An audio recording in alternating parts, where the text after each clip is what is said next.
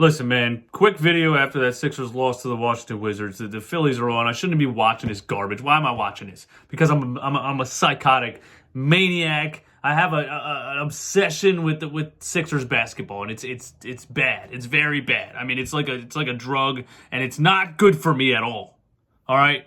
I'm not going to recap the whole game. Of course, Tyrese Maxey dropped 32. He's great.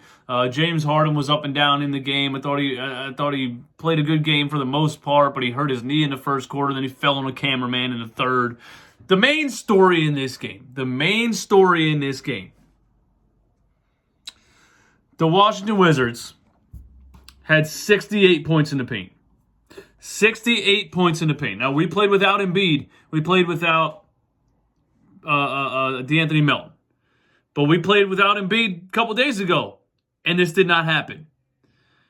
The Washington Wizards had 68 points in the paint to our 38 points in the paint. I saw wide open layup after wide open layup after wide open layup. And who wasn't on the floor? Who wasn't on the floor? Who wasn't on the floor? Your most athletic player, once again, is glued to the goddamn bench. This doesn't make sense. Doc Rivers plays Montrezl Harrell and the whole first half. He had a lineup in the first half with George Niang at the 5. And he's got 6'5" PJ Tucker out here trying to guard Porzingis. The guy's just turning around and shooting over him. We go down by 12 in the first half. Doc Rivers finally puts Paul Reed in the game. Paul Reed immediately gets an offensive rebound that turns into a James Harden three-pointer, comes back down the floor, plays great defense on a solid stop at the rim, one of the only stops at the rim in the game, and comes back down the other end of the floor, hustles again, and gets a wide-open dunk. All within about 30 seconds, Paul Reed affected this game more than anybody else in the paint the whole damn game.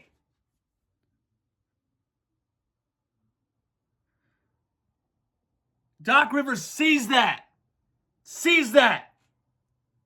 Paul Reed was a +9 in 4 minutes. Doc Rivers watched that happen. And he didn't put him back in the game in the second half. He watched that happen, and he didn't put him back in the game in the second half. He rode Montrezl Harrell again for the whole second half. The dude is getting absolutely smoked at the rim. They're getting wide open layup after wide open layup after wide open layup. And then in the fourth, Montrez is getting smoked again. I think maybe he's finally going to put Paul Reed back in the game, and he puts George Niang at the 5 again. What are we doing? This was absolutely pathetic coaching. I've never seen a coach this hard-headed. I've never seen a coach this stuck in his own opinion. I've never seen a coach this obsessed with his own narrative. Why does Doc Rivers hate Paul Reed? Somebody tell me why he hates Paul Reed. I need to know. I can't figure it out. Not only that, in this game, you get ego Tobias because James Harden goes out with an injury. We're playing without Joel Embiid, so Tobias Harris thinks, you know what? This is my time to shine. This is my time to prove that I'm a $180 million player. This is my time to prove that I'm worth this contract.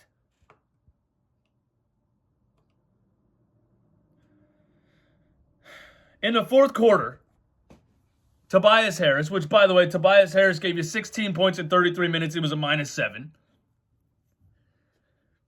In the fourth quarter, 2 possessions in a row, Tobias Harris brought the ball up the floor and ran a 2-man game with Montrezl Harrell when Tyrese Maxey's standing on the floor. What are we doing?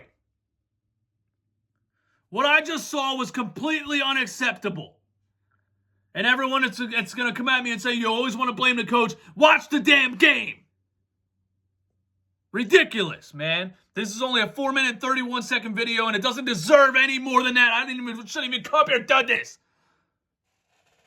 Now I'm going to go watch the Phillies, a team that fired their old, stinking, stubborn manager and went straight to the World Series. Sixers, it's time, man. Get this guy out of here.